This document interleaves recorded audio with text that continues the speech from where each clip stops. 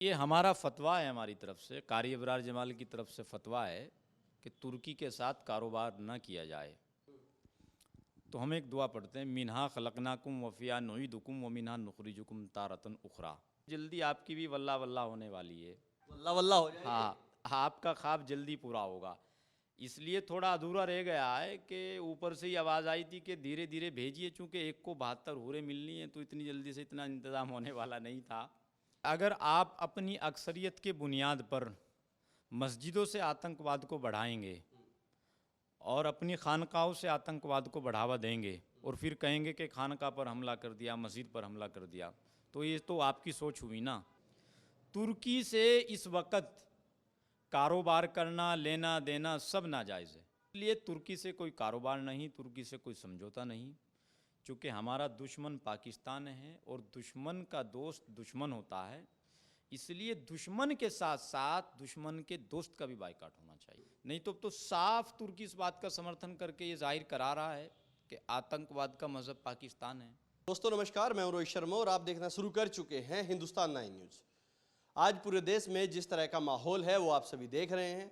भारतीय सेना ने जिस तरह पाकिस्तान को लगातार रेला है वो पूरे दुनिया ने देखा, लेकिन उसके बाद तुर्की जैसे देश ने सामने आकर खुलेआम पाकिस्तान का इसलिए समर्थन कर दिया, इसलिए कह दिया कि पाकिस्तान हमारा मुस्लिम देश है, हम उसके साथ जाना पसंद करेंगे। अब मैं भारत के ही मुसलमानों से बातचीत करने हैं, इस्लामिक स्कॉलर हैं हमारे अबरार जमाल जी, उनसे बात करने और उनके साथ कुछ लोग हैं, इनसे जानने के लिए आ गया हूं क्या इस्लाम में इस तरह की कोई प्रथा है क्या कि धर्म के नाम पे आतंकवाद का समर्थन कर दिया जाए या धर्म के नाम पे उस देश का समर्थन कर दिया जाए जहां से आतंकवादी फैक्ट्री चल रही हो, आतंकवाद पनप रहा हो। अबरार भाई, आपका बहुत बहुत स्वागत है हिंदुस्तान लाइव पर। बहुत शुक्रिया आपका। अबरार भाई, ये किस तरह की जो तुर्की ने हरकत की है, पाकिस्तान जहां से आतंकवाद की फैक्ट्री पनप रही है, आतंकवाद निकल रहा है और तुर्की ने कहा कि हम मुस्लिम देश, मुस्लिम भाई हमारा देश है, इसलिए उसका समर्थन कर रहे हैं। देखिए, इस्लाम का दोस्त आतंकवादी नहीं हो सकता है या आतंकवाद का दोस्त इस्लाम नहीं हो सकता है। अगर ये बात सच है तो तुर्की पाकिस्तान का बाइकाट करके इस्लाम को बदनामगी से बचाने के लिए पाकिस्तान का बाइकाट करे। तुर्की ये फैसला करे कि उसको इस्लाम प्यारा है कि पाकिस्तान प्यारा है। अगर इस्लाम प्यारा है तो बदनामगी से बचाए इस्लाम को, चूँकि इस्लाम आतंकवाद की वजह से बदनाम हो रहा है और पाकिस्तान करा रहा है। जो पाकिस्तान इस्लाम के नाम पर वजूद में आया, आज उस पाकिस्तान से आतंकवादियों का अड्डा चल रहा है। तो अगर तुर्की फैसला करता है इस बात का, तो यकीनन फिर ये मैसेज जाएगा कि आतंकवाद का कोई मज़हब नहीं होता। नहीं तो साफ तुर्की इस बात का समर्थन करके ये जाहिर करा रहा है कि आतंकवाद का मज़हब पाकिस्तान है। बिल्कुल। और जिस तरह से भारत में व्यापार होता है तुर्की का, और तुर्की से आए सेब, लगभग मैं कल पढ़ रहा था 800 से 900 करोड़ के सेब तुर्की से भारत में आते हैं। कई ऐसी लॉजिस्टिक्स फर्म्स हैं जो एयरपोर्ट पे तुर्की काम कर रहा है। As a Muslim scholar, Islamic scholar, मुसलमानों को क्या कहेंगे आप कि अब तुर्की के साथ कैसा व्यवहार करें और तुर्की की चीज़ों के साथ कैसा व्यवहार करें और पाकिस्तान की चीज़ों के साथ? देखिए, मैं तो जमीयत हिमायतुल इस्लाम का सदर होने के नाते कह देता हूँ तमाम मुसलमानों को और देश के पूरे संपूर्ण समाज को कि मैं समझता हूँ जिस तरीके से तुर्की ने नंगा नाच किया है पाकिस्तान का समर्थन करके, हम आंख दिखाने की कोशिश की है। तुर्की से इस वक्त कारोबार करना, लेना देना सब नाजायज़ है। इसलिए तुर्की से कोई कारोबार नहीं, तुर्की से कोई समझौता नहीं, चूँकि हमारा दुश्मन पाकिस्तान है और दुश्मन का दोस्त दुश्मन होता है। इसलिए दुश्मन के साथ साथ दुश्मन के दोस्त का भी बाइकाट होना चाहिए। ये हमारा फतवा है, हमारी तरफ से कारी अबरार जमाल की तरफ से फतवा है कि तुर्की के साथ कारोबार न किया जाए। जिस तरीके से हम लोगों ने पाकिस्तान का बाइकाट किया है, आतंकवाद का किया है, इसी तरह से तुर्की का भी करेंगे। तो लगता है कि अब ये फतवा आपका भारत का मुसलमान मानेगा या फिर जहाँ तक आपकी बात जा रही है वहाँ का मुसलमान इस फतवे को मानेगा? बिल्कुल बिल्कुल। अल्लाह के नबी सल्लल्लाहु अलैहि वसल्लम ने कहा है कि जिस मुल्क में रहो उस मुल्क की मिट्टी से अपनी जान से ज़्यादा मोहब्बत करो। और मेरे नबी ने कहा है अपने वतन को उम्मुल कुरा, यानी कि मेरी माँ मक्का मदीना। इसलिए हम यहाँ पैदा हुए, हमारी माँ भारत है, इसलिए हम भारत माँ को अपनी माँ की तरह मानते हैं। और हमारे यहाँ जब मिट्टी डालते हैं ना मैयत के ऊपर, तो हम एक दुआ पढ़ते हैं, मिन्हा खलकनाकुम वफ़िया नुईदुकुम व मिन्हा नुखरिजुकुम तारतन उखरा। इसका मतलब ये है कि इसी मिट्टी से हमें पैदा किया गया था और इसी मिट्टी में दफनाया जा रहा है और क़यामत के दिन इसी मिट्टी से उठाया जाएगा। तो ये भारत की मिट्टी है जो हमारे लिए सर्वोपरि है। लेकिन कुछ आतंकवादी जो मिल रहे हैं कश्मीर में, कश्मीर के रहने वाले थे, धर्म के नाम पर लोगों को मार दिया। क्या वो मिट्टी को अपनी माँ नहीं मानते हैं? क्या उनको इतना बरगला दिया गया है धर्म के नाम पे, इतना जन्नत दिखाने के नाम पे इतना बरगला दिया गया है कि निहत्थे लोगों को मार रहे हैं? अगर वो इस मिट्टी को अपनी माँ मानते तो इस मिट्टी पर इस्लाम ने वज़ू का पानी ज़्यादा बहाने की इजाज़त नहीं दी, तो इस मिट्टी पर खून बहाने की इजाज़त कैसे दे सकता है? इसलिए जो इस मिट्टी को खून से लाल करेगा वो न हमारा हितैषी हो सकता है, न इस्लाम का हो सकता है, न हमारे देश का हो सकता है। वो हर जगह हमारे लिए गद्दार साबित है। पाकिस्तान ने एक नैरेटिव चलाने की कोशिश की कि भारत ने हमारे मस्जिद, हमारे मज़ारों, हमारे मदरसों पे हमला किया। कहीं ना कहीं ये तोड़ना चाहता था भारत के मुसलमानों को, कि ये सब दिखा के भारत के मुसलमानों को फिर से बरगला दिया जाए, फिर से बहका दिया जाए और उसके अंदर ही अंदर कहीं ना कहीं ऐसा कुछ करना शुरू कर दे जो भारत के खिलाफ था। इस पर पाकिस्तान को क्या? देखिए, अगर आप अपनी अक्सरियत के बुनियाद पर मस्जिदों से आतंकवाद को बढ़ाएंगे और अपनी खानकाहों से आतंकवाद को बढ़ावा देंगे और फिर कहेंगे कि खानका पर हमला कर दिया, मस्जिद पर हमला कर दिया, तो ये तो आपकी सोच हुई ना। आप भारत की तरह रहिए ना, भारत के मुसलमानों से सीख लेनी चाहिए आपको कि भारत का मुसलमान कांधे से कांधा मिलाकर अपने देश के साथ खड़ा है। उसी दिन जामा मस्जिद की सीढ़ियों से ये आवाज़ आई, हिंदुस्तान जिंदाबाद, हिंदुस्तान जिंदाबाद। हमारे यहाँ की जो सबसे बड़ी तारीखी जामा मस्जिद है, तो इस मस्जिद से तो अपने देश की वफादारी का सबूत पेश किया जा रहा है और वहाँ आतंकवाद से अपनी वफादारी का सबूत पेश किया जा रहा है दोनों मस्जिद। जिस तरह से आपकी सोच का फ़र्क है। अब सामने चीज़ें आ रही हैं कि जो आतंकवादी संगठन है, पाकिस्तान उनको फंडिंग भी दे रहा है।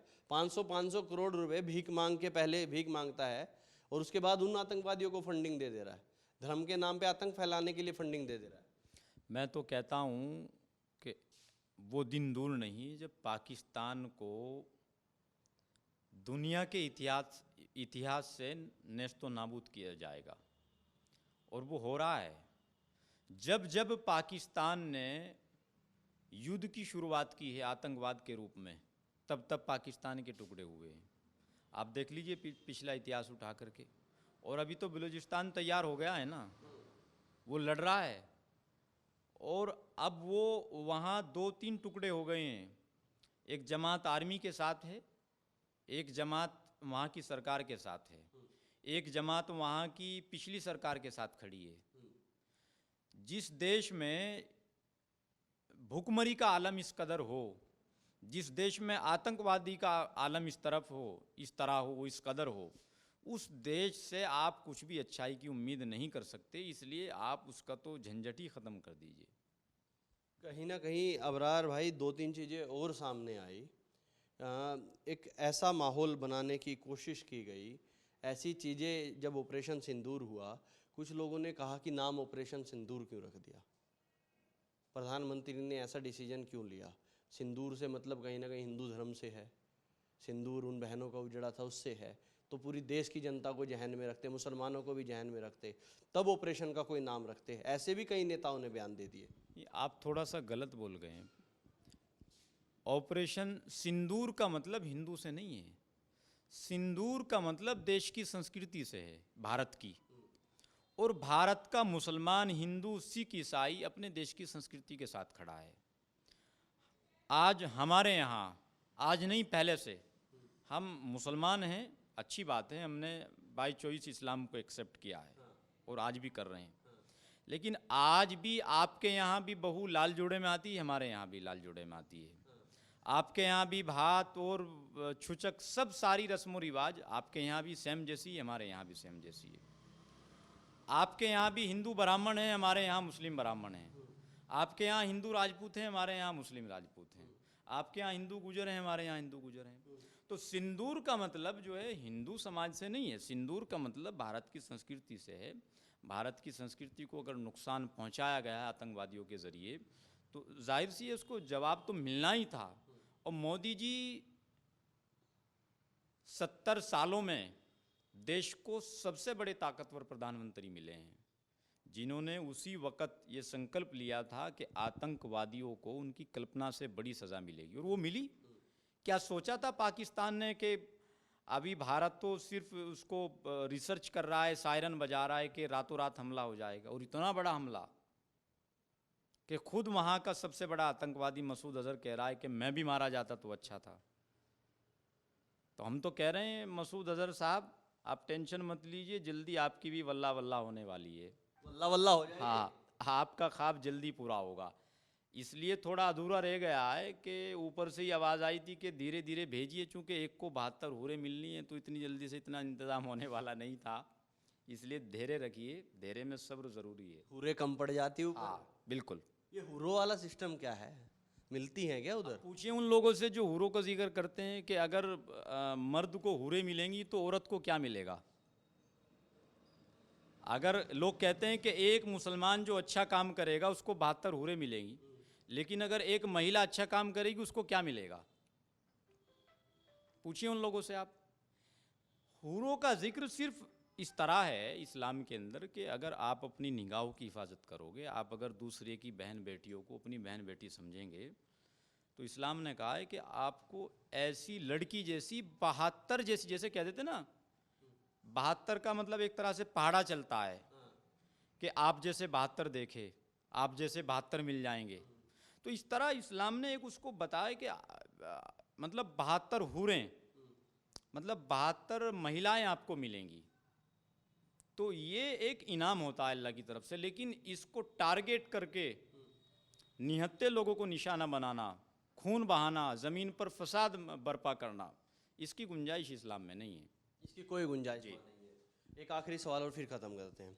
आज भारत का मुसलमान कहीं ना कहीं पाकिस्तान की तरफ से अंदाज़ा था कि अंदर खाने कहीं ना कहीं ऐसा कुछ गृह युद्ध जैसी स्थिति हो सकती है, लेकिन ऐसा पूरे देश में कहीं नहीं हुआ।